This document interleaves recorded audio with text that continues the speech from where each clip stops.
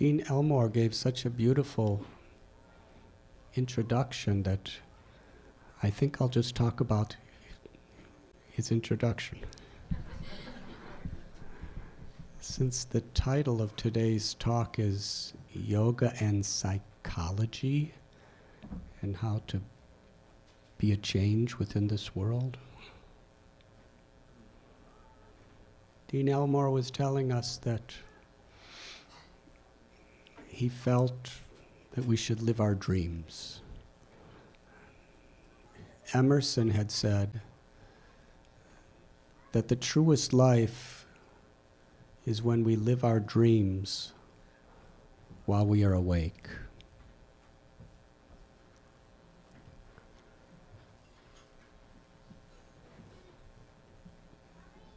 And that is not a matter of circumstances that happen within this world.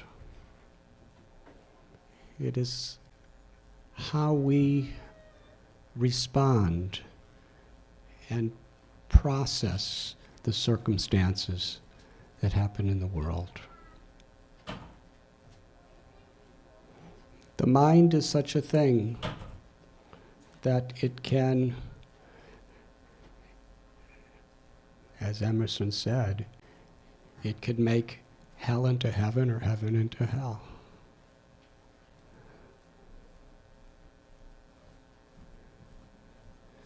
Now, psychology, as it is studied in universities, is a great science to give stability and a deeper sense of real insight to the mind. From the perspective of yoga, it deals with the subject of psychology from another perspective. An example is given that if there is a disease of boils on the body, one way to treat it is to deal with the symptoms by putting ointments or compresses on the boils to actually cure them. But if there is a disease in the blood, no matter how many boils we cure, they're going to keep coming. So what is the deep underlying disease that causes anxiety and suffering within this world? The Bhagavad Gita, which is one of the great scriptures on which yoga is based, explains that this disease is avidya, or ignorance. Ignorance of who we really are and what we really want. One thing that every living being has in common is we are all seeking inner fulfillment. This is described in the Vedas, anandamayo bhyashat, that every living being is seeking pleasure. We have that in common. Whether one is a man or a woman, or whether one is black or white or red or yellow or brown, or whether one is a Hindu or a Buddhist or a Muslim or a Christian or a Jew or a Jain or a Zoroastrian, or whether one's rich or poor or from the east or the west, whether one is a human or a dog or a cat or a cockroach. Do you ever have cockroaches in your house? Or a bed bug? In Boston, I heard there's a lot of bed bugs. Well, those bed bugs are after the same thing that you're after. Pleasure, right? You're going to school and going through a whole university process with the hope that you're going to find some pleasure in your life. Well, the bed bug is biting you in bed looking for pleasure. We are all seeking pleasure. It is our nature.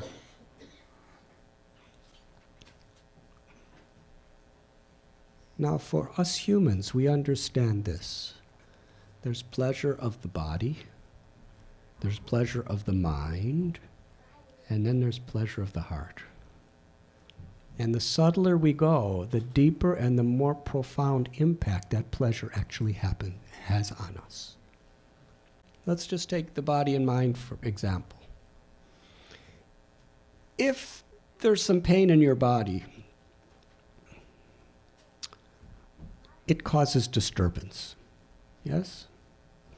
Now let us say, if your mind is in a very peaceful, very optimistic, very hopeful, very satisfied state, even if there's a pain in the body, we feel it just like anybody else, but we're happy. But even if your body is in perfect condition, if your mind's in anxiety, can you be happy? So the power of the mind is much stronger than the power of the body to be able to either give us happiness or distress.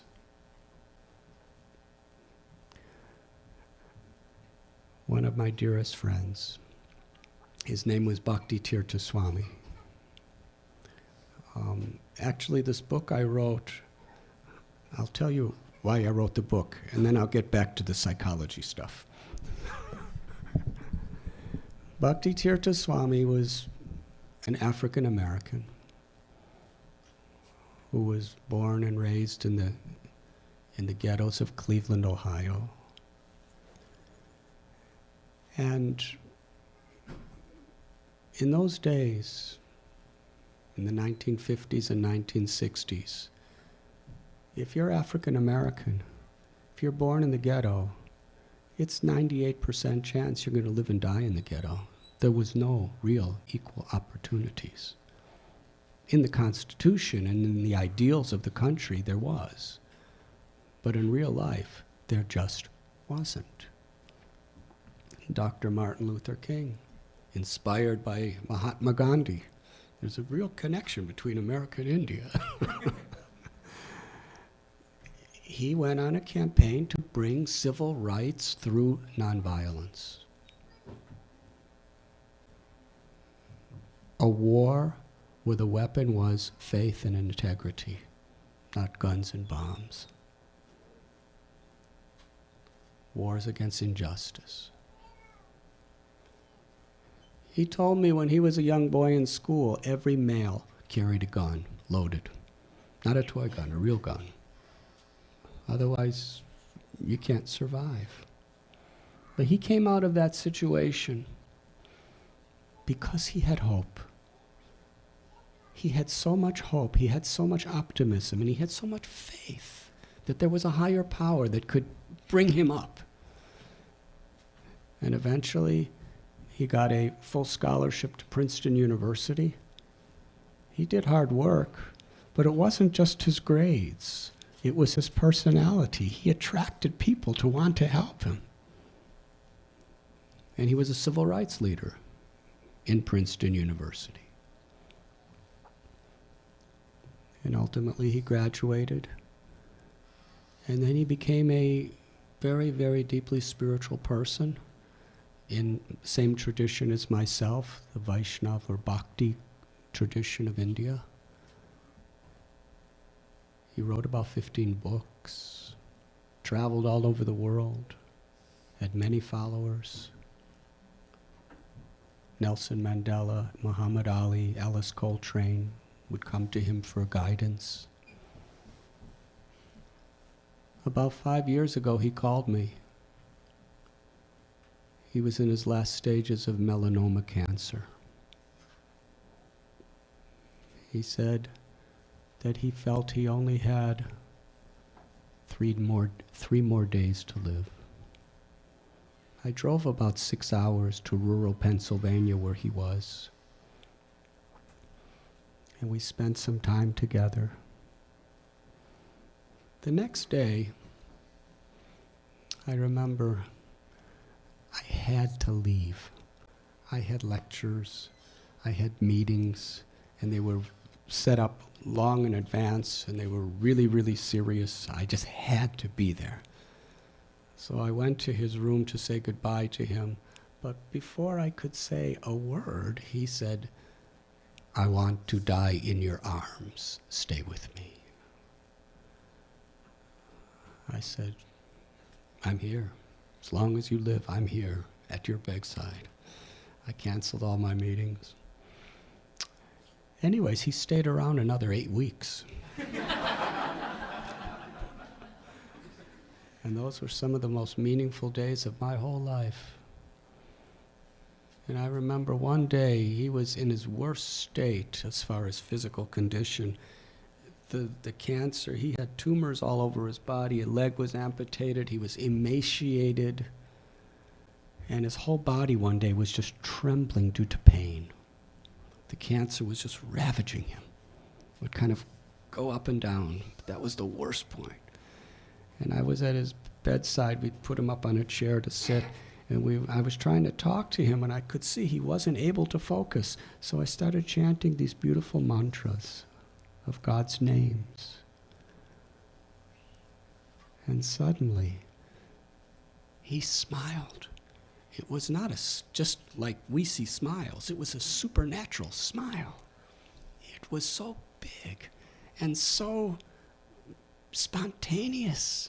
And from his eyes, I never saw him cry due to pain or anything else, but he was crying in ecstasy. And he started shaking his head. And he told me, "It doesn't get any better than this."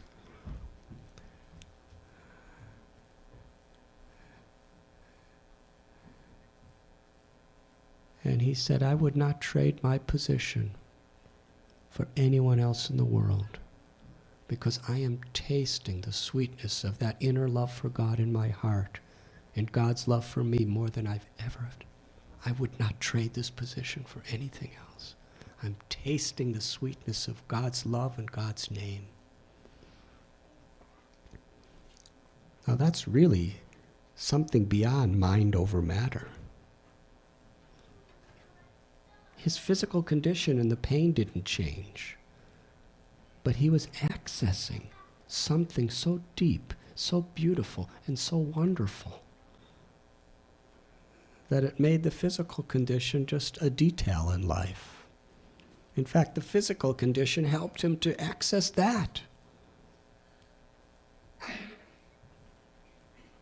So to learn, to see the opportunity in every situation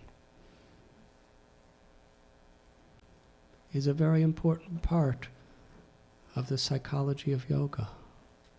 To access who we really are and the joy that is within us.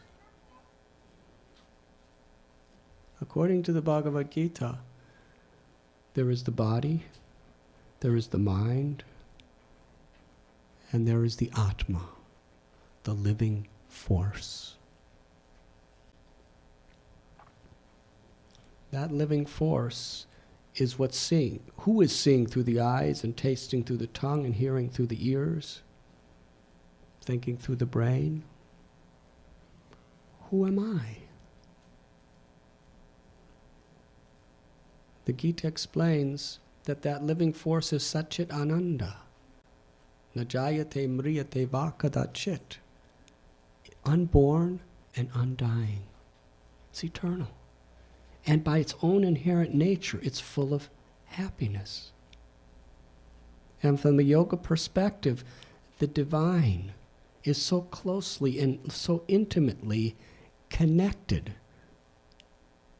because that living force is a part of the divine, a part of God.